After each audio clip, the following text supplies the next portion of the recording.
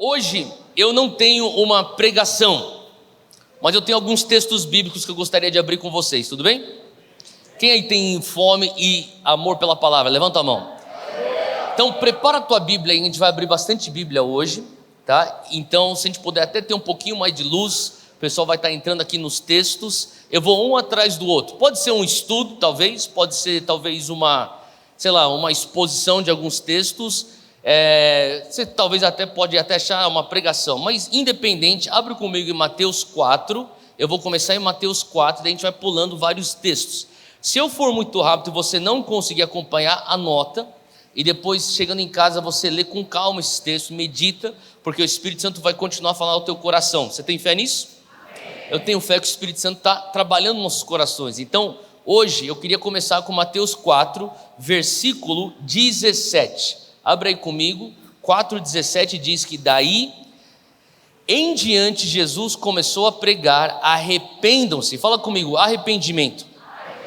A palavra arrependimento no texto original é metanoia, e metanoia tem a ver com a mudança de mentalidade. Quando você nasce de novo, quantos aqui nasceram de novo? Levanta a mão se nasceu de novo. Tá bom, o Espírito Santo vem fazer morada no teu espírito.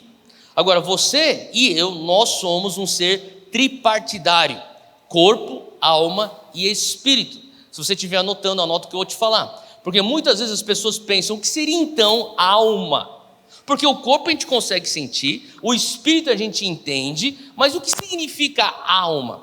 Eu simplifico a alma em 3 categorias: a tua mentalidade, ou teus pensamentos, a tua mente, os teus sentimentos, ou as tuas emoções, e a tua vontade, os teus desejos, tá? Então mente, sentimento, desejo.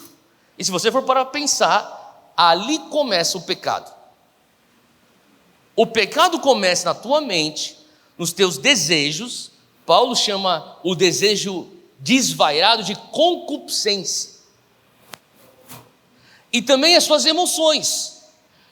Então você pode ter teu espírito regenerado, mas você pode ser uma pessoa que é salva, mas não santificado e evoluindo e maduro, por não permitir um estilo de vida de arrependimento. Fala comigo, arrependimento. Tem um arrependimento de um evento, quando você se converte. Eu venho para Jesus, a minha vida vai dar uns 180 graus. Esse é um arrependimento de um evento. Eu tive esse evento quando eu era criança. Eu tive esse evento novamente quando eu me reconciliei com Cristo, nesse testemunho que eu acabei de dizer, nessa boate lá em Tampa, na Flórida, há mais de 20 anos atrás. Mas eu disse sim também a um processo de arrependimento. Então você crê uma vez para a salvação. João 10,10 diz que o diabo veio para matar, roubar mas Jesus veio te dar vida, e vida em? São 2 coisas diferentes que Jesus te dá. Ele te dá vida eterna. Quando você nasce de novo, você tem vida eterna. Você crê uma vez para a vida eterna. Mas como é que eu faço para ter vida em abundância? Eu tenho vida em abundância quando eu creio todos os dias. E crer todos os dias é a ação de alguém que está engajado no processo de arrependimento. Arrependimento nada mais é do que você ter tua mentalidade sendo conformada pela palavra. As pessoas falam sobre lavagem cerebral como se fosse algo negativo, mas na verdade o que eu mais quero é que a minha mente venha a ser lavada pela palavra. Quem pode dizer amém para isso? Se você não for intencional nisso, a tua mente está sendo lavada pelo TikTok, a tua mente está sendo lavada pelo YouTube, a tua mente está sendo lavada pelos grupos de WhatsApp. Você escolhe o que é que vai lavar a tua mente, mas constantemente tem informação, imagens, imaginações passando pela tua mente. A pessoa que está engajada no processo de arrependimento tem uma mente lavada pela palavra. Quando que isso acontece? Quando você tem uma ideia ou uma verdade, ou um princípio que você foi ensinado pelos teus pais, pela tua escola, pela tua cultura, pela tua etnia, por qualquer coisa que é terreno, e essa ideia entra em conflito com uma verdade bíblica. A pergunta é: o que acontece quando existe esse conflito?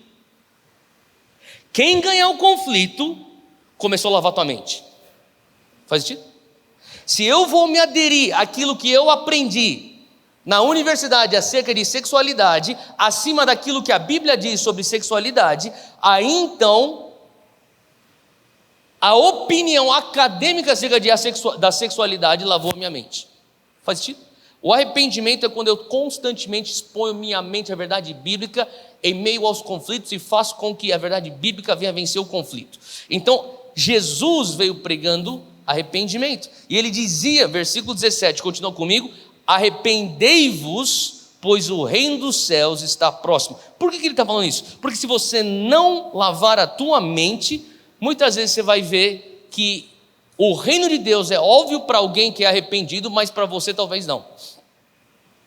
E você não vai conseguir discernir aonde é que está o reino de Deus. Jesus estava vindo, os judeus não tinham suas mentes lavadas, portanto não reconheceram ele como o Messias. Diz aqui no versículo 23, pula para o 23, diz: Jesus foi por toda a Galileia, ensinando nas sinagogas deles, pregando o evangelho do reino. Fala comigo, o reino dos céus. E ele curava todas as enfermidades e doenças entre o povo.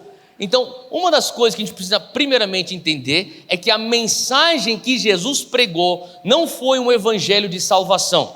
Agora, eu não sou contra a salvação, eu sou um fruto da salvação. Acabei de perguntar, você é salvo? Mas se nós quisermos ter os resultados que Jesus teve e vivermos a vida abundante que Jesus disse que ele veio trazer, você precisa prestar atenção no tipo de evangelho que Jesus pregou. Porque a palavra evangelho, vocês estão comigo, gente?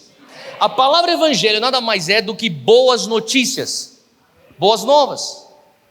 Agora, boas novas podem ter diversas boas novas. Jesus foi muito específico em qual tipo de boas novas ele pregou. Ele não veio pregar a boa nova da graça. Jesus também não veio pregar as boas novas do amor. Jesus não veio pregar as boas novas da salvação e nem as boas novas da esperança, por mais que tudo isso que eu acabei de mencionar você encontra em Jesus. Jesus foi muito específico, ele veio pregando as boas novas do reino de Deus. Porque no fundo de tudo, o que Jesus estava fazendo era, ele estava inaugurando o reino, e para você fazer parte desse reino, você tem que passar pela porta de entrada chamada salvação. E essa salvação só se tem acesso através da graça. Faz sentido? Então acompanha aqui comigo. Outro texto que a gente vai abrir hoje, aqui em Mateus capítulo 9, versículo 35. Você vai começar a perceber que tem um padrão naquilo que Jesus falava. Existe um padrão naquilo que Jesus faz. Ele não está simplesmente fazendo as coisas. Ele acorda um dia e fala: hoje eu quero debater com o fariseu, hoje eu vou multiplicar um pouco de pão, hoje acho que eu vou curar um cego. Não, existe um porquê de tudo que ele está fazendo. Em capítulo 9 de Mateus, versículo 35, fala que Jesus ia passando por todas as cidades e povoados, ensinando nas sinagogas, pregando as boas novas do reino e curando todas as enfermidades e doenças. Praticamente uma cópia do versículo 23 de Mateus 4. Vamos para o próximo capítulo, Mateus 10. Vai comigo, versículo 17, ou melhor, 7 de Mateus 10. Ele fala assim para os seus discípulos: por onde vocês forem, preguem esta mensagem: o reino dos céus está próximo, ou está aqui. A mensagem de Jesus sempre foi a mensagem do reino dos céus. Ele está trazendo um reino. Versículo 8: curem os enfermos, ressuscitem os mortos, purifiquem os leprosos, expulsem os demônios. Vocês receberam de graça, também dê de graça. Agora, eu poderia ficar aqui falando mais uns 20, 30 versículos sobre Jesus, falando sobre o reino de Deus. Jesus, e eu te desafio, vai para casa, leia Mateus, Marcos, Lucas e João. Você vai ver que Jesus sempre pregou publicamente o evangelho do reino. Em nenhum lugar Jesus chega publicamente e fala: ei, eu estou trazendo para você o evangelho da salvação. Faz sentido? Ele está falando: eu estou trazendo para você o evangelho do reino. Quando você começa a ver situações onde as circunstâncias atuais tiram a nossa esperança e a reação da igreja é: nos tira daqui, você começa a entender que provavelmente a teologia dele só está centrada no Novo Testamento. A teologia deles só está centrada no evangelho de salvação. Porque quando eu não tenho mais um senso de missão no que eu tenho que fazer aqui na terra, você começa a entender, talvez a única coisa que eu estou entendendo é que Jesus veio para me tirar daqui. Deixa eu te dizer uma coisa, Jesus nem sabe quando ele vai voltar.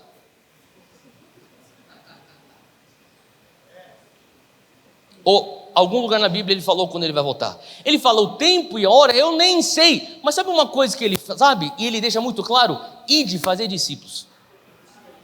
Então quando a gente começa a se preocupar muito mais em tentar acertar quando Jesus vai voltar do que fazer discípulos, talvez a nossa ordem de prioridade tem que ser revista. Faz sentido o que eu estou falando, gente?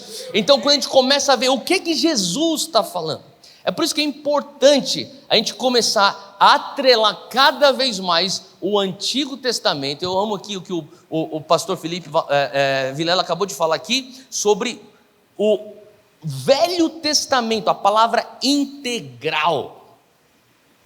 Porque você não vai conseguir enxergar, entender de fato tudo que o Novo Testamento tem para nos falar, se a gente não tiver o contexto, o pano de fundo do Antigo Testamento. Então Jesus, como um judeu, está vindo para o povo judeu, falando sobre um reino, porque tem um contexto, e eu vou entrar nesse contexto hoje.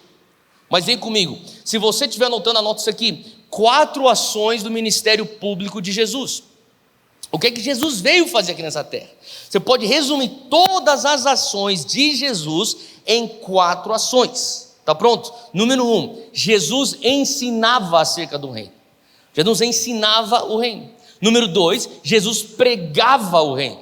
Eu vou explicar qual é a diferença de você pregar e você ensinar. Jesus, número 3, curava os enfermos. Você vê que nesses versículos que nós acabamos de ler, ele está pregando as boas novas e logo depois curando os enfermos. E finalmente Jesus expulsava demônios. 4 coisas que ele fazia. Jesus pregava o reino. Fala comigo, querigma. A palavra querigma é o anunciar, é o pronunciamento. Jesus pronunciava: o reino de Deus está aqui. As pessoas estão olhando. Cadê o reino de Deus? A única coisa que eu vejo é o Império Romano. O reino de Deus está aqui. Cadê? Arrependam-se. Se você renovar a tua mente, você vai ver além daquilo que é o Império Romano. Você vai ver além daquilo que é o âmbito terreno. Faz sentido? Porque na cabeça do judeu, ele está pensando: eu preciso sair da categoria de oprimido, e se for necessário eu me torno o opressor. Nada que está debaixo do sol é novo, gente. Se você sabe o que eu estou falando, você já sabe o que eu estou falando. Existia esse sentimento no judeu: eu estou aqui oprimido pelo opressor romano. Vem cá, Jesus, vem e traz para nós a salvação, para a gente montar uma militância e uma milícia, e nós vamos sobrepujar e vamos dar um golpe em Roma. Jesus falou assim: olha, o meu reino não é deste mundo, mas o reino de Deus está aqui. Eu estou trazendo um reino. Faz sentido? As pessoas não estavam enxergando, elas não estavam entendendo. Tanto é que em Atos 1, e depois você não precisa nem abrir, mas em Atos 1, eles ainda estão tentando entender quando é que o reino de Deus vai ser restaurado a Israel. Os discípulos estão perguntando: depois da ressurreição. Então, para pensar que esse conceito do reino era algo que precisava ter uma mente totalmente, rendida ao Espírito Santo. Eles estão tentando pensar: o reino, mas onde está o reino? Então Jesus, ele fazia o querigma, ele anunciava, e quando as pessoas ficavam questionando cadê esse reino, ele ia demonstrar. Então qual que é a diferença de você anunciar e você ensinar? Ele pregava o reino, ele anunciava, ele fazia o querigma, mas ele também fazia o didasco. Fala comigo, didático.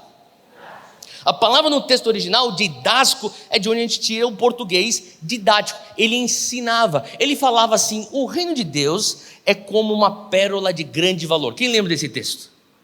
O reino de Deus é como uma semente pequenininha de mostarda. O reino de Deus é como uma mulher que perdeu uma moeda. Você lembra dessas histórias? Jesus está ensinando, explicando o reino de Deus. Ele pregava, anunciava o reino, ele explicava o reino, e daí ele curava os enfermos. E também expulsava os demônios. Abre aí comigo aí Marcos capítulo 1. Marcos capítulo 1 tem um versículo, é o versículo 14 e 15, mas eu vou focar no 15.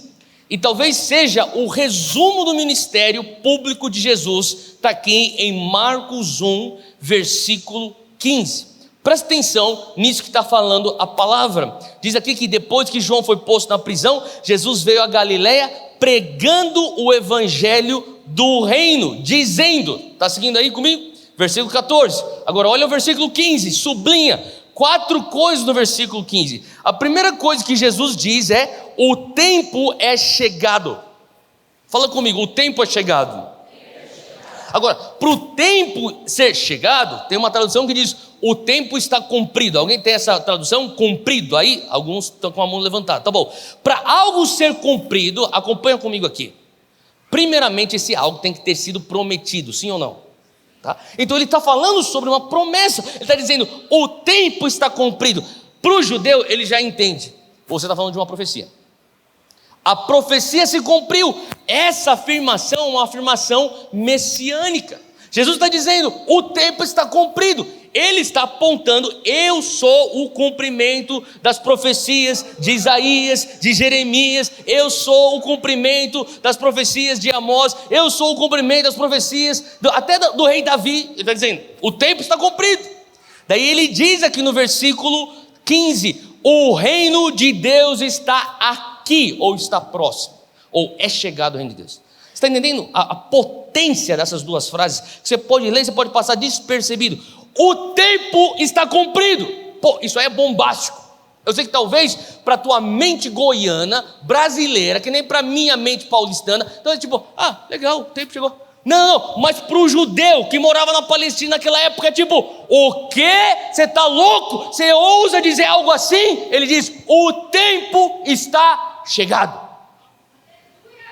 Daí as pessoas falam assim: se você está falando isso, você está dizendo que você é o Messias. É isso que ele estava querendo dizer. E daí, com essa afirmação, a próxima pergunta: o Messias, fala comigo, rei. O que é um rei sem reino? É um louco. Não é verdade? Um rei sem reino é um louco. Então, logicamente, a próxima pergunta é: se você diz que você é o Messias, se você diz que você é o rei, cadê o reino? Porque a única coisa que eu estou vendo aqui, novamente, é o Império Romano. E ele diz: o reino está aqui. Eles estão falando: aonde? Aonde que está o reino de Deus? Segue aqui comigo na próxima afirmação: arrependam-se. Fala comigo, metanoia. Você não está enxergando porque você não está arrependendo. A tua mentalidade não está mudando. Muda. Vocês tinham que ter prestado atenção no que o meu primo João Batista tinha falado. Qual que era o batismo de João Batista? O batismo de João Batista não era das águas, era o batismo do arrependimento. Tanto é que ele era aquele que vinha preparando o quê? O caminho. Como que ele preparava o caminho? Arrependam-se, arrependam-se, arrependam-se. Ele está dizendo: é melhor vocês mudarem a tua mentalidade, porque daqui a pouco vai vir um Messias, vocês não vão nem reconhecer se você não mudar a tua mentalidade. Então ele está falando assim: olha, eu sou o Messias. Oh meu Deus, não vai falar uma coisa dessa. Então, já que você é o Messias, cadê teu reino? O reino está aqui, mas eu não estou enxergando nada. Arrependam-se. Arrependimento. E creia no Evangelho. A quarta afirmação: como é que você entra para dentro do reino de Deus? Fala comigo, pela fé. É isso. Isso aqui é a mensagem de Jesus. A mensagem de Jesus é: eu sou o Messias, eu trouxe um reino, se arrependa e creia para participar desse reino e ser parte dessa família real. Faz sentido o que eu estou falando? Quando você começa a entender essa mensagem de Jesus, você começa a entender que tem um contexto que para nós como gentios, para nós como cidadãos pós-modernos de 2023 latino-americanos, às vezes é difícil a gente começar a entender o peso que são essas afirmações. Mas Jesus, ele continua dizendo justamente essas mesmas afirmações até os dias de hoje. Agora, interessante uma coisa, que Jesus, ele vem, ele inaugura o reino. Agora, você pode pensar: tá bom, então Jesus veio trazer o reino de Deus. Agora, mas se Jesus trouxe o reino de Deus, por que ainda existem injustiças, tragédias, desastres naturais? Por que ainda existem coisas erradas acontecendo, corrupção? Você já perguntou isso ou não? Só eu pergunto essas coisas para mim mesmo. Se Jesus trouxe o reino. Agora é interessante que Jesus, ele inaugura o reino, mas ele voltará para trazer o reino na sua plenitude. Concorda comigo? Então hoje eu tenho o reino à minha disposição, mas na frente, quando Jesus voltar na sua segunda vida, eu terei o reino na sua plenitude. Então, Theo, o que eu faço nesse momento? Bom, nesse momento, eu e você, a igreja de Cristo, nós estamos em tensão. Fala para quem é do teu lado, você está em tensão. Qual que é a tensão que nós estamos? Nós estamos numa tensão do reino aqui agora, está seguindo o que eu estou falando? E o reino que está por vir. Então, por mais que eu creio, o reino está aqui agora, eu estou clamando, Maranata, Jesus, volta. Faz sentido? Mas nesse ínterim, a pergunta que a palavra fala é: será que o Filho do Homem achará fé na terra? Faz sentido? Então o que você tem que fazer? Você tem que ocupar até que ele venha. O que significa ocupar até que ele venha? Você precisa fazer discípulos. Deixa eu te falar uma coisa: ou você vai discipular o mundo, ou o mundo vai discipular você. Não tem outra opção. Você escolhe. Ou eu vou discipular o mundo, ou o mundo vai discipular a minha casa. Ou os meus filhos vão ser doutrinados a eles discipularem o mundo, as suas escolas, o futebol, a natação. Você vai discipular na tua academia, você vai discipular na tua sala de aula, você vai discipular no teu trabalho, na padaria. Ou aquele lugar vai ser o ambiente do teu discipulado que você não vai nem perceber. Você automaticamente está sendo discipulado. Faz sentido o que eu estou falando? Então, quando Jesus ele inaugura o reino, ele está falando assim: olha, eu vou te dar autoridade, eu vou te dar chaves. Abre aí comigo Mateus 16, rapidinho. Mateus 16, aqui tem a menção, primeira menção da igreja. Você lembra disso? Versículo 18.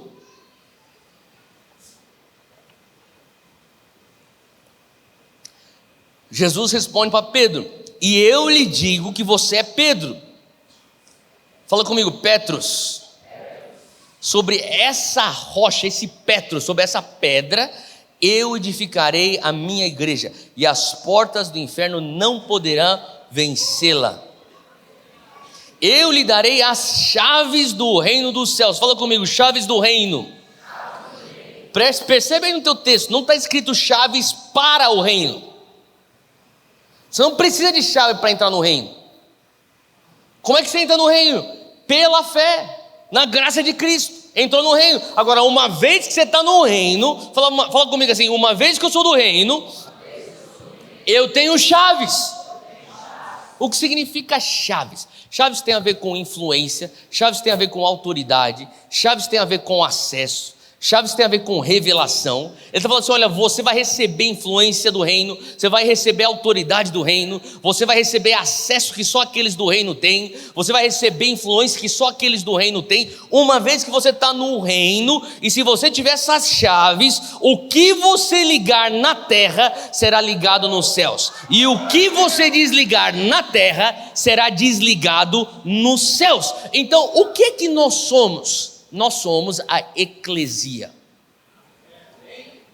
Olha só esse texto, olha de novo esse texto. Olha o que Jesus está dizendo: eu lhe darei as chaves. Quem que recebe as chaves? Os cidadãos do reino. Agora vai um versículo primeiro, versículo 18, ele fala assim: ó, eu lhe digo que você é Pedro, sobre esta pedra eu edificarei a minha eclesia. Repita comigo: eu edificarei a minha igreja. Quem está dizendo isso? Quem está dizendo isso? Fala comigo, Jesus. Não é Pedro que está dizendo isso, é Jesus que está dizendo isso.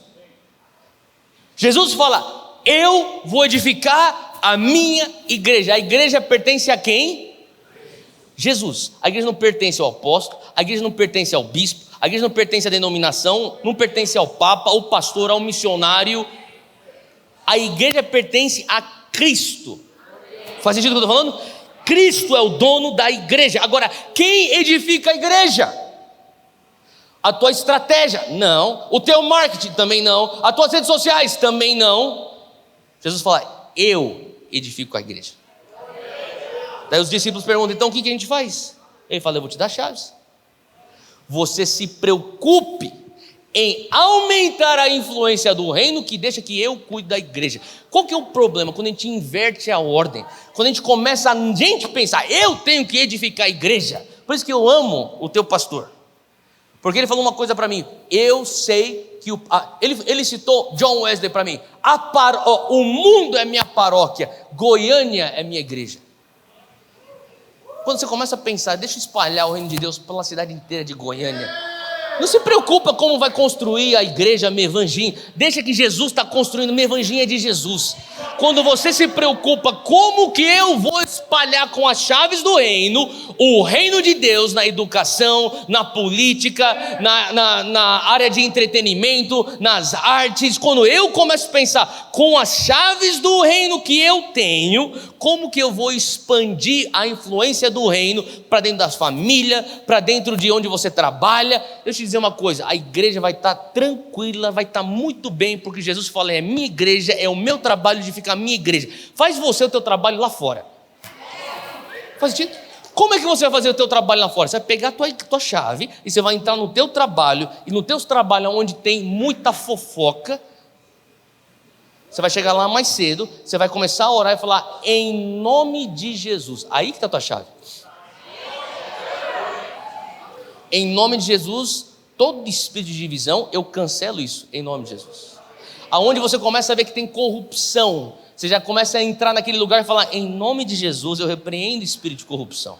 Faz sentido o que eu estou falando? A chave do reino é manifesta quando você profere em nome de Jesus. A autoridade que você tem não está em simplesmente você falar assim, eu sou evangélico, e daí? A tua autoridade está em nome de Jesus. É no nome de Jesus que está a tua autoridade.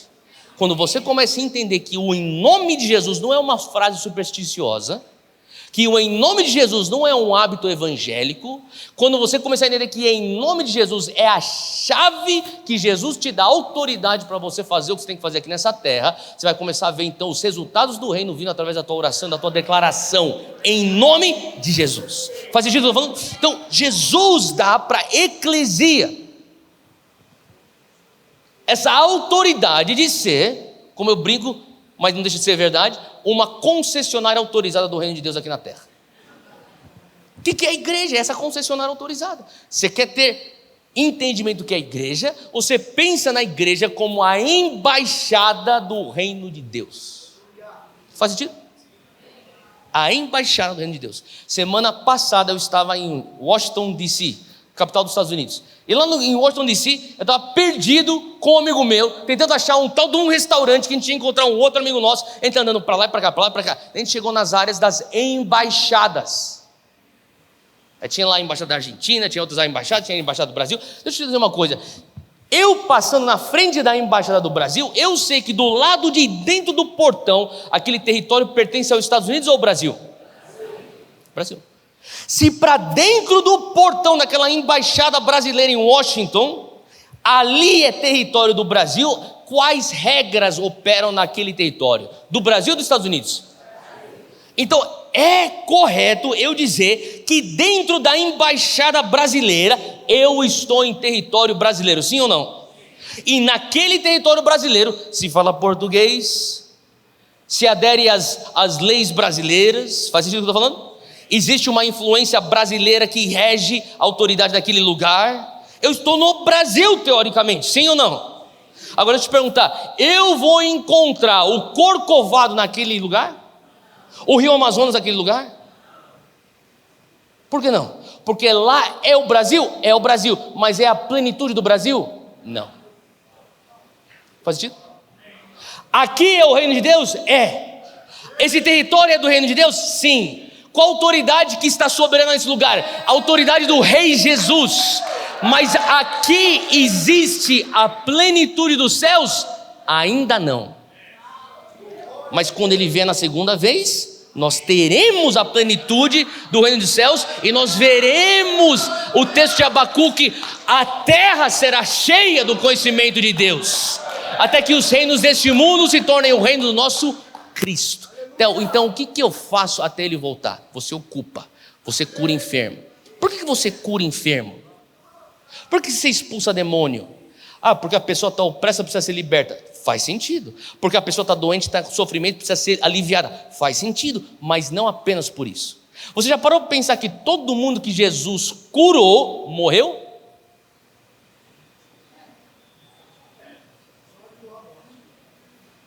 Sabe o que eu fiquei pensando uma vez? Um dos meus mentores, o nome dele é Randy Clark. Uma vez eu estava ministrando com ele no interior de Minas, numa cruzada de milagres. Ele estava orando, cheio de gente sendo curado. Daí de repente, ele chegou e falou assim para mim: vem cá, me ajuda aqui. Você vai orar junto comigo. E a gente começou a orar por uma mulher, uma senhora, 70 e poucos anos, talvez até 80 anos de idade, cega, se eu não me engano, de nascença. E naquele momento eu vi uma das coisas mais lindas, foi uma senhora que não via praticamente a vida inteira, abrir os olhos e começar a enxergar. Ela começou a enxergar, ela ficou tão chocada que ela desmaiou, te juro. E desmaiou. Cara, foi um milagre assim, né? Eles pegaram lá em vídeo e tal, e inclusive esse vídeo, o Randy passa no mundo inteiro onde ele vai. Eu entrei no ônibus que era para nos levar, uma van que estava para nos levar para o hotel, eu estava quieto. Ele me viu e falou assim: o que você está pensando? Eu falei assim: foi um culto poderoso hoje. Eu falei: não, foi poderoso, foi poderoso. Ele falou assim: mas você está encucado, o que você está pensando? Eu falei: não estou pensando nada. Ele falou assim: não, você tá pensando em alguma coisa, fala para mim, o que você está pensando? Eu falei: não, Randy, deixa para lá, estou cansado. Tipo, ele ficou 3, 4 horas orando pelos enfermos aquele dia. Era umas 2, 3 da manhã.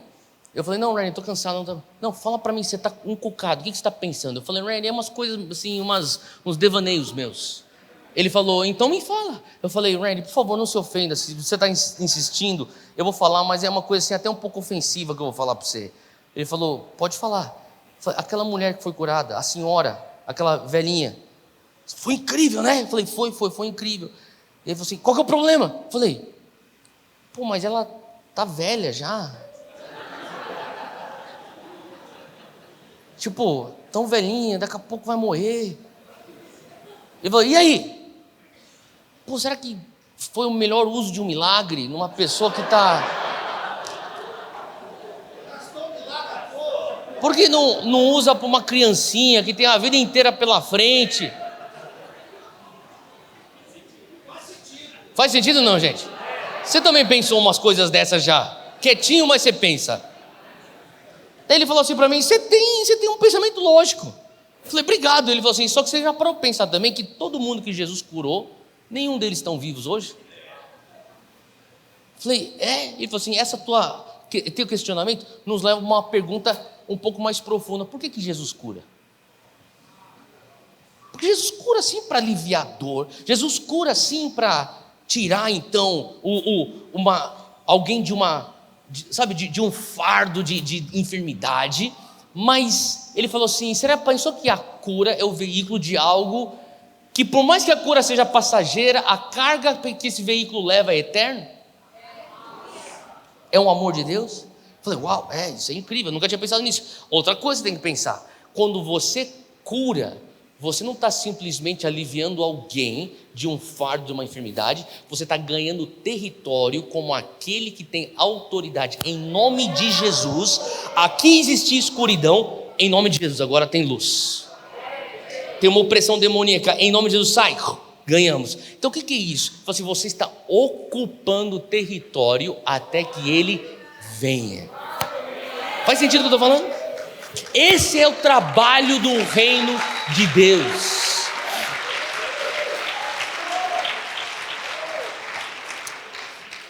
Vocês estão bem, gente? Então por isso que você tem que continuar orando pelos enfermos. Por isso que você tem que expulsar demônios. É por isso que você tem que anunciar o evangelho do reino. É por isso que você não pode ficar trancado numa sala de oração só falando maranata, sem fazer porcaria nenhuma, sem fazer tua cama. Vai estudar, vai trabalhar, vai gerar emprego, vai casar, escreva um livro, faça um filme, sei lá, faça filhos, casados. E cria eles nos caminhos do Senhor. Você já parou para pensar que se você tiver bastante filhos e discipular eles, a gente vira e inverte esse negócio em 20 anos? É só fazer a matemática. Quantos estão prontos para fazer? Não, brincadeira. Discípulos eu estou falando. Qual que é o nosso problema? Quando a gente, vocês estão bem, gente? quando a gente confunde o nosso destino com a nossa missão. E o inimigo quer manter a igreja confusa. O inimigo entendeu que ele não consegue fazer você fazer uns pecados que nós consideraríamos, sabe, os pecados extravagantes, as aberrações. Talvez você não seja uma pessoa que vai ser tentada com uma voz que vem aqui no teu lado e fala assim, ó, vai lá e se prostitui. Talvez você não vai ser tentado com uma voz que diz aqui no teu cantinho, pega uma faca lá e apunhala alguém aí na rua. Mas talvez a tentação vem, só vai para a igreja. Fica sentado no banco, escuta tua mensagem, volta para casa e vai tocar a tua vida, cara. Talvez a tentação é, só faça, sabe, fica lá com o teu playlist gospel, vai lá e fica com teus amigos gospel, participa de eventos gospel, por sinal, usa lá umas roupas gospel. Isso... Ô Vilela, faz sentido o que eu estou falando? E daqui a pouco a gente está numa bolha de 60 e 70 milhões de evangélicos num país de 230 milhões de habitantes. E tem que começar a questionar por que nós estamos na situação que nós estamos. Eu sou produto de igreja, desde que eu nasci sou da igreja, praticamente. Estava contando aqui pro pastor Felipe aqui no almoço. Falei, cara, eu venho para Goiânia desde que eu sou criança. Eu peguei época aqui, mover de Deus na luz para os povos. Eu peguei época aqui de criança, mover de Deus na comunidade evangélica de Goiânia. Eu peguei época no início da videira. Eu desde pequenininho vim. Quando a minha mãe se envolvendo com os líderes aqui e tudo. Cara, eu sei que aqui, Goiânia, tem um poço de avivamento, que Deus botou esse poço aqui. Lá dentro da década de 70 já tinha uma coisa aqui de avivamento. Só que quando a gente começa a entender o que o Brasil, sabe, o evangelho que sai daqui, foi para os 4 cantos do Brasil, e tantos lugares, tantos ministérios que surgiram a partir de Goiânia, você começa, ao mesmo tempo que você glorifica a Deus por tudo que Deus fez aqui, vale também um pouco de reflexão. Infelizmente, as eleições são os momentos que a gente mais faz reflexão. A gente deveria estar fazendo isso constantemente, as reflexões. Faz sentido o que eu estou falando? E a minha reflexão hoje é, será que a gente está entendendo o evangelho do reino, ou a gente vai continuar só pregando o evangelho de salvação? Porque se eu vou só pregar o evangelho de salvação, eu estou dando para um jovem evangélico uma teologia muito curta e, consequentemente, ele fala, eu já sou salvo, eu já tenho vida eterna, o que eu estou fazendo aqui? Para que tem que ficar pagando imposto, cara? A gasolina que só sobe, por que eu tenho que ficar no meio desses embates políticos? Olha o meu São Paulo que não ganha título faz quanto tempo? Tipo, o cara começa a pensar em umas coisas que ele fala assim, me tira daqui, cara. Se você acha que realmente você não tem mais nada o que fazer aqui, a coisa mais inteligente para fazer se você é salvo é achar um jeito de morrer. Não, para pensar, vamos ser lógico. Agora, se você falar assim, cara, eu não quero morrer hoje, por que você não quer morrer hoje? Porque no fundo você talvez sinta, eu não tenho um senso de missão cumprida. Então quem sabe é o momento de começar a olhar e falar, qual que é a minha missão? Qual que é a missão então na igreja? Qual que seria a missão da igreja evangélica no Brasil, longo prazo? Qual que seria a missão de nós, a eclesia, a concessionária autorizada do reino de Deus no Brasil? O que significa de fato Mateus 28, 19, quando Jesus fala, ide fazer discípulos de nações? Alguém uma vez perguntou, até você realmente acha que uma nação pode ser discipulada? Falei, eu acho, porque como que Jesus pediria uma coisa que seria impossível? Mas ao mesmo tempo ele perguntou assim, então quando que uma nação é discipulada? Eu respondi, eu não acho que tem uma linha de chegada, uma métrica que você fala assim, bum, conseguimos chegar nesses pontos aqui, nesses KPIs, agora nós somos discipulados. Eu acho que é constantemente você empurrar a linha para frente, constantemente você empurrar o reino de Deus. E eu acho que a gente já viu tanto nessa cidade experimentar o reino de Deus, mas eu creio que tem mais ainda. Você não crê nisso? O que seria o mais para essa cidade ser discipulada? Talvez sonhar o que significa o reino de Deus na educação, o que significa o reino de Deus nas famílias, o que significa o reino de Deus dentro das igrejas, o que significa o reino de Deus nas artes e entretenimento, o que significa o reino de Deus no mercado de trabalho. São essas conversas que deveriam estar realmente nos motivando, sim ou não? quando eu olho o contexto daquilo que o Senhor Jesus está falando, ele está com tempo aqui, vamos ver. Vocês estão bem aí, gente? Pode continuar ou não? Tá. Sabe, é importante que eu não vou entrar no negócio, senão. Calma aí. Vamos lá, vamos falar aqui, ó. Fala um pouquinho sobre avivamento. Quem ama avivamento aqui? Então, deixa eu só falar, eu acabei de voltar de uma. Não é nem conferência, sei lá que era, um fórum. Os caras me voaram, daí eles chegaram lá, eles falaram, ó, a gente fez um convite para eu ir lá para um lugar lá que fala de pensadores cristãos, sei lá. Eu falei, mano, eu não sou um pensador cristão, mas eu sou cristão, e eu penso, mas eu não sou essa categoria, assim. Os caras me puseram depois um cara que minha mãe, eu cresci vendo minha mãe lendo o livro desse cara, chamado Os Guinness. Minha mãe falou, esse cara aqui é um homem de Deus, nossa, esse cara aqui é tão inteligente. Daí eu fui lá, peguei lá o line-up das coisas, falou, você vem depois do Os Guinness. Eu falei, putz grila, velho, se eu já me sentia burro, vou me sentir mais ainda. Daí eles falaram assim, Theo, você tem que vir falar sobre avivamento. Eu falei, eu vou falar de avivamento? Daí eu fui estudar, né, para não passar vergonha. Daí uma das coisas que eu fui perceber de avivamento foi um padrão que você vê nos moveres de Deus ao longo da história de avivamentos. De uma maneira bem resumida, 3 coisas. Isso aqui talvez venha nos ajudar a pontuar em relação ao mover do reino de Deus no Brasil. Quando você estuda os avivamentos, os moveres de Deus, você começa a ver que tudo começa na casa de Deus. Tudo começa com os seus eleitos, a eclesia, a igreja. Tudo começa conosco. Se tiver alguma pontinha de esperança para o Brasil, vai começar com a igreja de Cristo no Brasil.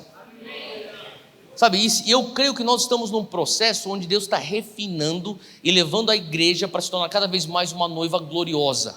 A noiva está perfeita? Não, está longe de perfeita, mas que a gente está melhor do que a gente estava antes, está um pouco melhor.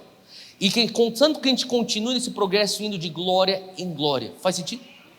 Então quando a gente começa a enxergar os moveres de Deus, começa com o julgamento, começa na casa de Deus. 1 Pedro 4, eu não vou abrir aqui, senão a gente fica aqui muito tempo. Você também tem um entendimento de Apocalipse 2, quando a carta para a igreja de Éfeso, o que eu tenho contra vocês? Vocês abandonaram o primeiro amor. Você lembra disso? Isso aqui está tudo sendo adereçado à igreja, à noiva de Cristo, ao corpo de Cristo. Se o meu povo, que se chama pelo meu nome, se humilhar, se arrepender, clamar a Deus, então eu ouvirei e sararei a terra. Você lembra desse texto? O texto é o meu povo, não é o povo de lá. Então o que a gente começa a ver? Se algo for acontecer de um Brasil ser discipulado, de um Brasil experimentar cada vez mais o evangelho do reino de Deus levando transformação, nós somos responsáveis. Fala comigo, começa comigo. Como igreja. Então a igreja, primeira fase de avivamento, a igreja é desperta. A igreja volta ao primeiro amor. A igreja é purificada. Você está percebendo que Deus está purificando a igreja? E quando o Senhor começa a purificar a igreja, vem um senso de sobriedade sobre a minha vida, um senso de temor sobre a minha vida. Eu falo, Deus. Eu estava com um amigo meu que não é nem do Brasil, semana passada, que eu acabei de vir de viagem. Ele é um jovem americano que Deus está levantando, vai ser uma das grandes vozes da igreja norte-americana. Só que ele já vem de um pedigree de evangelho e acabou de vir à tona um escândalo de adultério do pai dele. Então imagina como está a situação na casa dele. Aí estourou 2 semanas antes de eu chegar lá. Então eu já entrei para dentro do meio do furacão. Eu falei assim, Theo, o meu herói caiu. Para pensar nisso. Algo público. E daí ele chorou e falou assim, Theo, uma oração que eu comecei a fazer desde que eu descobri os escândalos do meu pai. Deus, se um dia eu for envergonhar o teu nome e for vir a público, me arranca dessa terra antes de eu envergonhar o teu nome. Para pensar nisso. É algo que tem que trazer um pouco de peso. Quando você começa a ver as pessoas sem temor, eu estou pensando assim, vai dar ruim esse negócio. O nego está usado demais. Vai dar ruim, cara. Faz sentido? Você começa a ver umas aberrações, você fala tipo, sempre teve aberração na igreja, mas parece que tem uns momentos que o negócio chega no next level da parada, né? Tipo, pá, Você fala, ixi, esse negócio vai dar ruim. Você começa a ver que Deus está começando a purificar a igreja. E eu não falo isso com alguém que é perfeito, mas eu falo com alguém que tem temor no coração. Eu falo assim, Deus, que o Senhor me preserve e me proteja, porque quem está de pé cuide para que não caia. Faz sentido? Então você começa a ver que a igreja volta ao primeiro amor. A igreja entra no arrependimento. A igreja começa a falar assim, ai de mim, meus homens de lábios impuros. Isaías 6, é esse o momento. Você começa a ver o Senhor e você tem então uma consciência de quem você realmente é. Isaías 6. Então esse momento é o momento do despertamento da igreja. Quando a igreja começa a despertar, a igreja começa a voltar ao primeiro amor. Quando a igreja começa a voltar ao primeiro amor, você começa a simplesmente falar assim, eu abandono a programação pela presença. Eu abro mão da indústria de adoração, a indústria gospel pela intimidade. Faz sentido o que eu estou falando? É esse sentimento. Quando você começa a entrar nesse sentimento, você começa a falar assim, cara, os meus colegas de trabalho precisam experimentar isso. Meu primo precisa experimentar isso. Nossa, meu Deus do céu, a minha irmã precisa estar aqui. O que é isso? Ramifica no quê? Na segunda fase. Então a primeira fase é o despertamento dos santos. A segunda fase se torna então a colheita de almas. Porque você começa a falar assim, eu quero que outras pessoas participem disso. Então vai ter evangelismo, você vai começar a trazer pessoas para estar dentro da presença de Deus, e nessa colheita de almas, pessoas vão ser salvas, libertas, pessoas vão começar a ser curadas, pessoas vão precisar ser discipuladas. Você começa a ver então a igreja ficando cheia, aí você fala assim, não dá conta num culto, tem que abrir outro culto, daí abre outro culto, depois não dá conta mais no segundo culto, tem que abrir o terceiro culto, você abre o terceiro culto, daí os irmãos da banda não aguentam mais, está tocando já o dia inteiro, os irmãos voluntários estão servindo o dia inteiro, você fala assim, meu Deus, eu tenho que levantar mais líderes. Então sabe uma coisa, abre o outro campus, do outro lado da cidade. A gente experimentou isso no Brasil, muito disso no Brasil. Crescimento numérico, faz sentido? A gente tem que levantar líderes, então vamos começar seminários, vamos começar escolas de lideranças, escolas de ministérios. Essa é a segunda fase, é numérica e colheita de almas.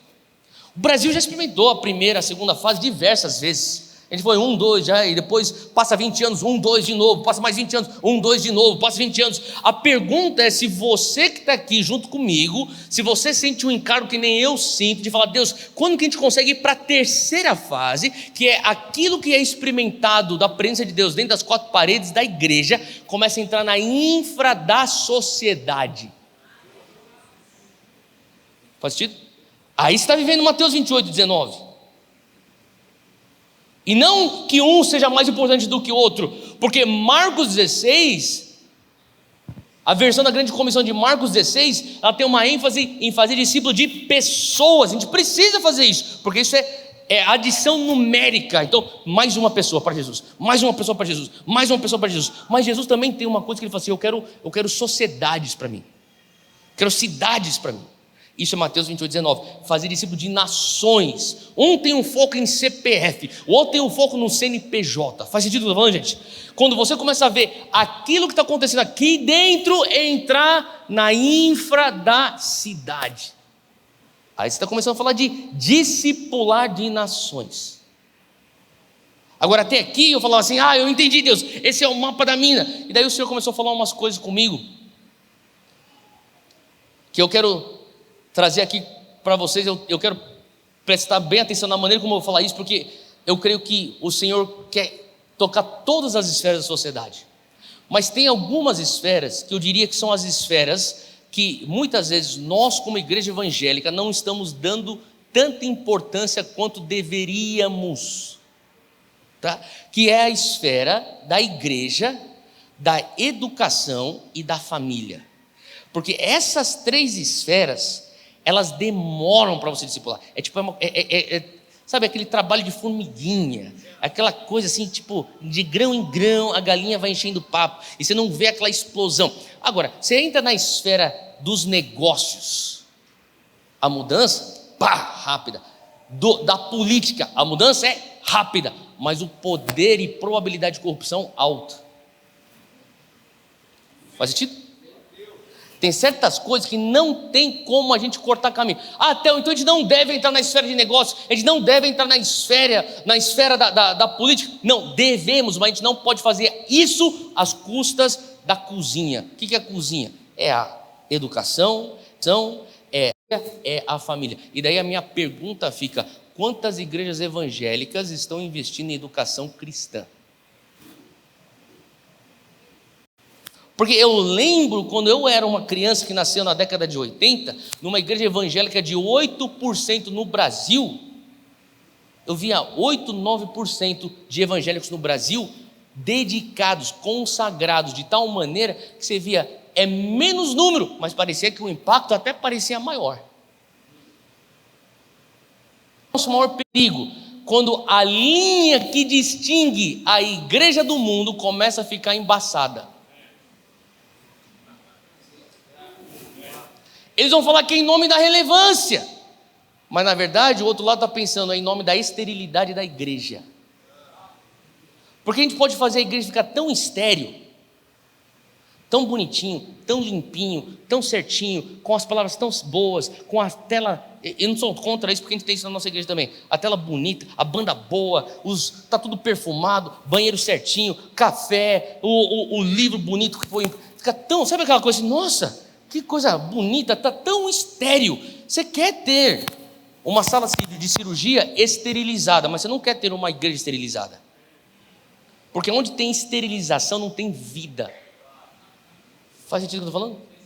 E de vez em quando, aquelas igrejas que a gente participava quando a gente era criança, quem aqui sabe o que eu estou falando? Lá da década de 80 e 90, que as coisas vinham daquele jeito, vai na raça, vai lá com as cadeiras de plástico mesmo, aí, bota o retroprojetor, a irmãzinha lá do retroprojetor, mas parecia que tinha mais vida. Faz sentido? Você falava em nome de Jesus, o demônio respondia.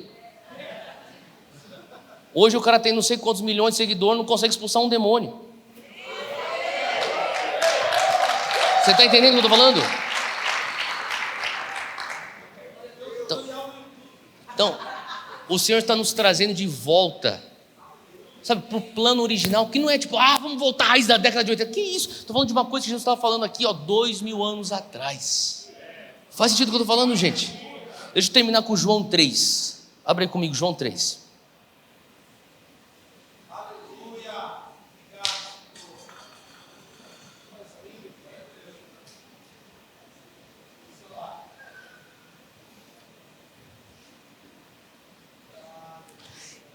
Isso aqui é Nicodemos, vindo à noite, disse: mestre. Nicodemos vai e procura Jesus no meio da madrugada. Ele diz: mestre, sabemos que ensinas da parte de Deus, pois ninguém pode realizar os sinais e maravilhas que estás fazendo se Deus não estiver com ele. Fala comigo, sinais maravilhosos. Em resposta, Jesus declarou: digo-lhe a verdade, ninguém pode ver o reino de Deus se não nascer de novo. Olha que coisa interessante. Nicodemos, ele está impressionado. Versículo 2, presta atenção. Sabemos que ensinas da parte de Deus, pois ninguém pode realizar sinais e maravilhas que está fazendo se Deus não estiver com ele. Os sinais atraíram Nicodemos. Ele está olhando os sinais que Jesus está fazendo. E toda vez que você tem sinais no Evangelho de João, tem a ver com o sobrenatural. Ele está olhando aqueles sinais, ele está falando assim, uau, esses sinais, a pessoa que faz sinais tem que ser de Deus. E daí ele está falando sobre esses sinais, e daí de repente Jesus responde, parece que é uma conversa que cada um está falando uma outra coisa, mas na verdade, em resposta, Jesus declarou: eu digo-lhe a verdade, ninguém pode ver o reino de Deus se não nascer de novo. Mas Nicodemos nunca pediu para ver o reino de Deus. Ele está falando dos sinais. Só que Nicodemos não tinha linguagem, fala comigo, vocabulário. Já para eu pensar, quem aqui é pai de criança? Levanta a mão, você é pai de criança. Se você é pai ou mãe, levanta a mão. Pelo menos uma vez o teu filho já foi criança. Sabe quando a frustração da criancinha, eu tenho 4 lá em casa, tem um de 7, tem um de 5, tem um de 2 e tem um de 5 meses. De filho a gente entende.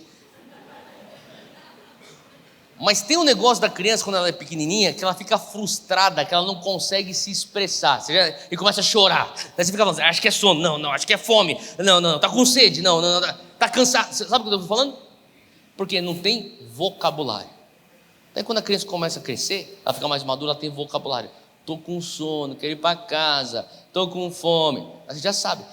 Nicodemos, pense no Nicodemos, um velho, mas com espírito infantil, sem vocabulário. Uau, os sinais. Mas o que ele estava querendo falar? Eu não tenho vocabulário para falar reino de Deus. Jesus, ele já saca, o que você está querendo falar é reino de Deus. Que nem a mãe que tem tipo aquela coisa, instinto de mãe que já sabe. Eu falo assim, Júnior, tá com fome. Não é fome, é sono. Tá com fome. Estou falando que é sono. A mãe tem um instinto. Sim, mães. Jesus tinha um instinto que ele falou assim, não, você está querendo é reino de Deus. Você não tem vocabulário para falar. E se você começasse a enxergar que a sociedade não tem um vocabulário para falar o anseio que ela tem? Faz sentido? Eu comecei a pensar sobre tanto jovem que está buscando uma causa para isso. Você fala assim, seu besta, seu marxista, senta aqui que eu vou te ensinar. Eu falei, calma aí. Na verdade, você começa a explicar, você fala assim, não, na verdade, é falta de paternidade,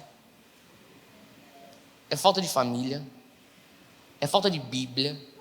Faz o que eu estou falando?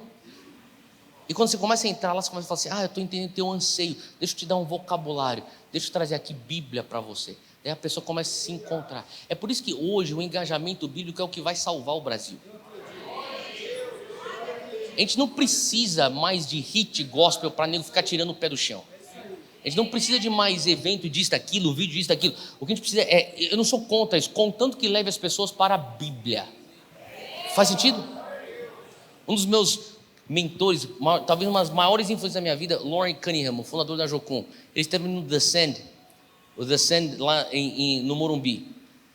Ele estava lá no palco, tá todo mundo lá, tipo, no final lá, se abraçando. Ele me puxou, depois de uns 2 meses, eu estava visitando ele. E daí ele falou assim, eu estava lá, eu fiquei feliz por vocês, mas deixa eu falar uma coisa, isso aqui, fevereiro de 2020, ele falou assim para mim, se você não puser uma geração na palavra, em menos de 7 anos você não consegue nem encher um ginásio. Eu fiquei olhando para ele, eu estou falando de um senhor de 87 anos, cujos melhores amigos dele, são pessoas que nem Young Cho, Oral Roberts, Billy Graham, de avivamento o cara manja um pouquinho. Falei assim, eu já passei por muitos ciclos com muitos dos meus amigos. Deixa eu te dizer uma coisa, se não existe avivamento sustentável se as pessoas não se engajarem na palavra. E quando eu falo da palavra, eu não estou falando só das cartas paulinas, tá? Eu estou falando da Bíblia toda, para o homem todo, para o mundo todo. Faz isso que eu estou falando? Então, se a gente não começar a engajar a nossa geração, os nossos futuros evangélicos na Bíblia, deixa eu dizer uma coisa, a gente não consegue sustentar ponto 1, ponto 2 e nem sonhar com ponto 3. Faz sentido o que eu estou falando? Então, aqui a sociedade está falando assim, me dá reino, só que elas não vão falar, por favor, me dá o reino. Elas vão falar, sinais. Jesus olha e fala assim, eu sei o que você está querendo. Você está querendo aquilo que eu demonstrei lá, é uma outra dimensão. Você teve contato com uma dimensão fora deste mundo. Isso, aquilo lá. Tenho sede por aquilo. Você quer fazer parte daquilo? Você vai ter que nascer de novo. Para entrar no reino de Deus, você vai ter que nascer de novo. Faz sentido o que eu estou falando? Agora, deixa eu só terminar com isso aqui. E Jesus termina dizendo, é melhor do que eu vá para que o ajudador venha. Não é isso? Deixa eu só falar mais uma coisa. E eu termino. Se a banda puder subir aqui. Nós não precisamos apenas de um avivamento por avivamento. O que é um avivamento só por um avivamento? O que nós não precisamos é de mais expressões autoindulgentes pentecostais que não nos levam a lugar nenhum. Vem para o culto. Aí se levanta e vai fazer o quê? Continua no mesmo pecado, família continua um pé de guerra. Faz sentido o que eu estou falando? Mas ao mesmo tempo a gente não quer só uma reforma que fala sobre transformação de sociedade sem ter Jesus no centro, porque se fazer isso, a ONU faz melhor que a gente, a Unicef, dá para a Unicef o dinheiro, eles fazem melhor que a gente. O que eu estou querendo falar? Nós estamos vivendo tempos onde nós vamos precisar andar avivamento e reforma juntos. É poder e palavra, é espírito e verdade. A polarização, aquela igreja do poder, aquela igreja da palavra. Esquece esse negócio. Isso aqui é que tem nos mantido presos onde nós estamos. Nós temos que ser a igreja da palavra e do poder. Faz sentido o que eu estou falando? Dos dois. Não um, não outro, os dois. E por isso que hoje eu gostaria de orar por nós hoje. Falei para vocês que hoje não seria tanto uma pregação, é mais uma fala. O Espírito Santo falou com você? Eu espero que sim. Se não, meu irmão, depois você volta para casa, você ora que ele fala com você. Não, pode deixar a luz ligada, pode deixar ali. Tá bom. Você está com fome por isso? Você conseguiu enxergar no Espírito isso aqui que eu estou falando?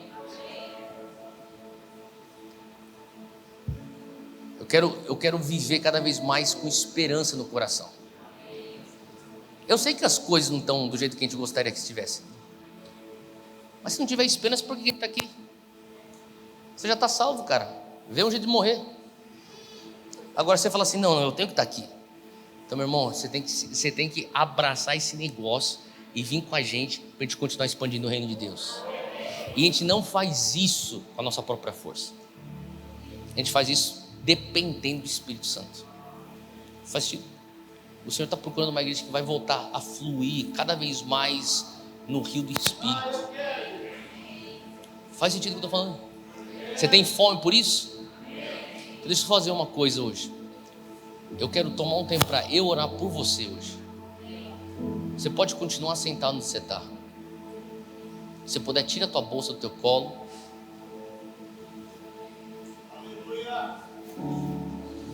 Tira a Bíblia do teu colo, fecha seus olhos.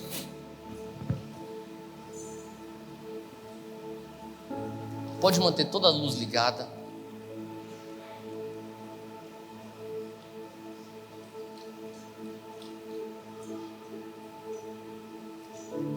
Talvez você tenha emoções, talvez você não tenha emoções. A gente não precisa de emoção, a gente precisa do Espírito Santo. E às vezes o Espírito Santo vem com emoção, às vezes não, vem sem emoção. O importante é que ele venha. Então abra o teu coração.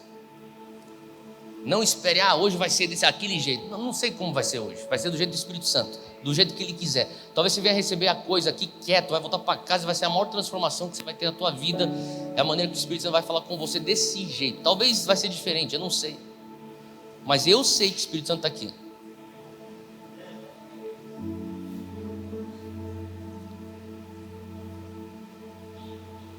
Foca no Espírito Santo agora.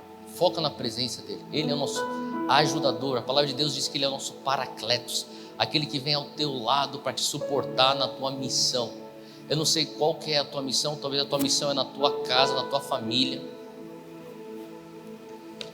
Talvez a tua missão é na sala de aula onde você estuda, ou talvez que você lecione. Eu não sei onde você trabalha, mas eu sei que a tua missão é lá também.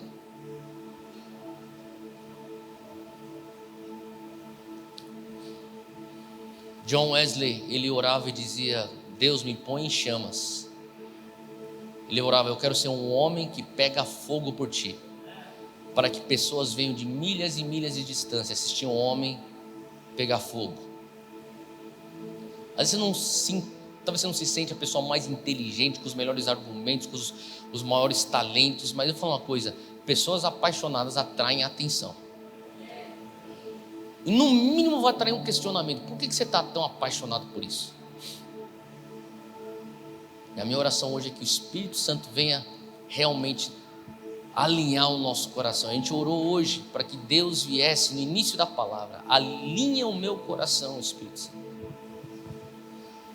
Então, Espírito Santo, hoje nós reconhecemos a tua presença aqui. Nós reconhecemos, Espírito Santo, e nós te honramos aqui. E nós pedimos, Espírito Santo, que o Senhor venha renovar o primeiro amor hoje. Nós pedimos hoje, Espírito Santo, que o Senhor venha soprar em profecias que foram esquecidas, descartadas, promessas, sonhos. Tem alguns de nós que recebemos tantas profecias, tantas promessas. Eu me lembro de uns 20 anos atrás, um mover do Espírito Santo, lá em Belo Horizonte, de adoração, tanto mover de Deus, tanta profecia. Sei que no final do ano passado, uns amigos meus que eram daquela época viram, falaram: Theo, será que aquilo lá que a gente viveu lá era uma farsa? Será que aquele negócio lá não era verdade? Será que aquele negócio era uma coisa de que a gente era um bando de adolescente apaixonado, idealista? Eu falei: cara, eu não sei o que você está pensando, mas eu continuo acreditando. Eu continuo orando, pedindo: Pai, sopra sobre aquelas profecias, aquelas promessas, sopra sobre a Tua palavra. Sabe, eu vou orar aqui que o Espírito Santo venha interromper tua rotina. Tudo bem se ele interrompesse a tua rotina, tudo bem se ele te acordasse no meio da madrugada, tudo bem se o Espírito Santo te visitasse com sonhos proféticos, se ele te visitasse com visitações angelicais.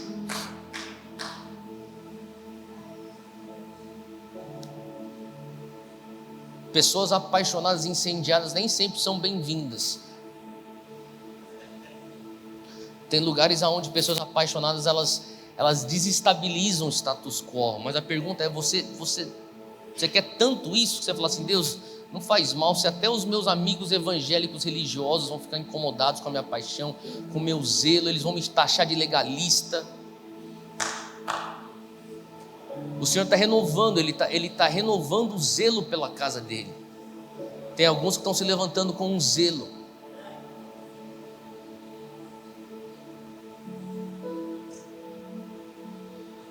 Espírito Santo de Deus, eu peço que o Senhor venha renovar o zelo pela tua casa, pela tua presença, pelo teu reino, o zelo pela tua palavra. Nós vamos viver tempos, talvez até que a palavra de Deus venha a ser taxada como um livro de ódio. Mas será que você fala assim: isso aqui não é um livro de ódio, isso aqui é a palavra que me trouxe vida?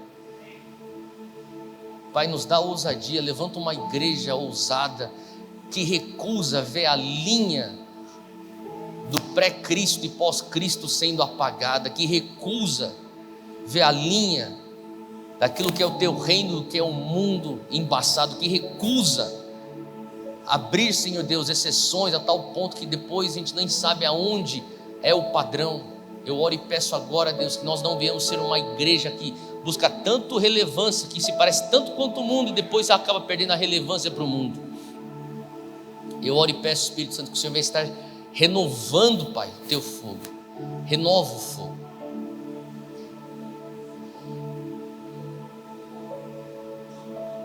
Vamos tomar um tempo agora, só espera no Senhor, só espera no Senhor, só espera no Senhor.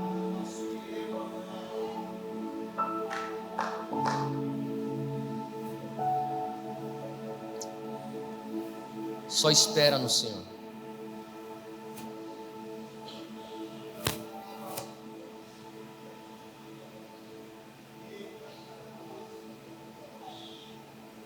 Vem, Espírito Santo de Deus, dobra a tua presença aqui, renova, Pai, traz renovo.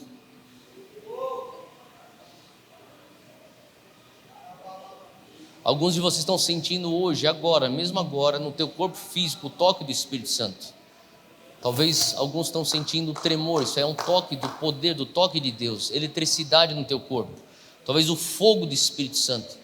Se você está sentindo algo físico no teu corpo, lágrimas, você não sabe por que eu estou chorando, por que eu estou tremendo, por que eu estou com calor, você sabe que isso é um toque do Espírito Santo. Fica de pé, aonde você estiver, se isso for um toque do Espírito Santo na tua vida. Você ficando de pé é um sinal que você reconhece: Espírito Santo, eu reconheço, o Senhor está me tocando, o Senhor está aqui, o Senhor está falando comigo.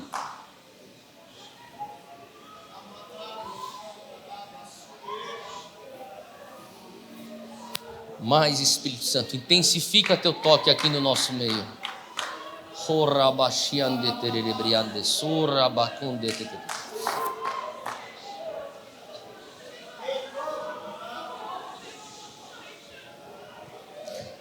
Se você tem línguas, ora no Espírito onde você estiver. E à medida que o Espírito Santo vai tocando teu corpo, só fica de pé como um sinal: Pai, eu reconheço, o Senhor está me tocando. Como um sinal, eu reconheço, o Senhor está me tocando. calor, eletricidade, tremor, choro, são algumas das manifestações do toque do Espírito Santo. Não se assuste. Ao ficar de pé, você está dizendo: eu reconheço, o Senhor está aqui.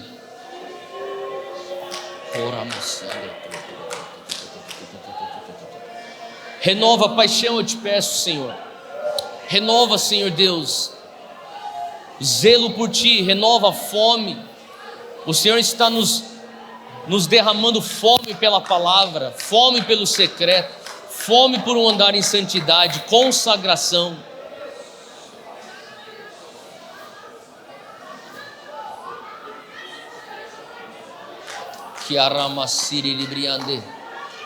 Mais fogo, mais fogo, mais fogo. Pai, tudo que for feno, tudo que for palha, queima com Teu sopro, queima com Teu fogo. Tudo que for feno, tudo que for palha, queima em nome de Jesus.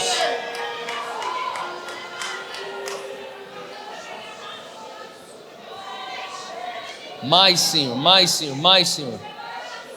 Você que está sentindo a unção de Deus em você agora, você sente a presença, o fogo de Deus em você. Se você sentir de impor as mãos sobre alguém, só declara mais de Deus. Se você sentir de Deus, você pôr a mão sobre alguém, declara mais de Deus.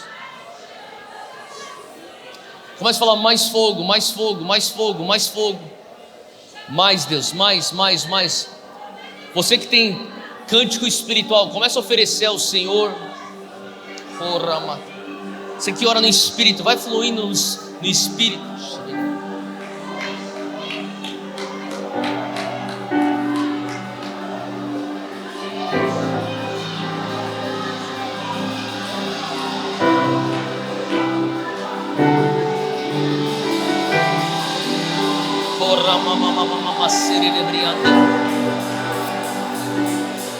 Espalha o fogo, impõe as mãos sobre alguém, só declara: mais fogo, mais fogo, mais fogo, mais fogo. Renova o primeiro amor. Pai, eu peço que o Senhor está liberando, libera os seus anjos, libera, Senhor Deus, encontros angelicais. Abre, Pai, visão espiritual, abre audição espiritual. Renova a paixão por Ti, renova, Senhor Deus, fome pela Tua presença, fome por avivamento. Renova esperança em ver uma igreja cada vez mais madura. Esperança, Deus.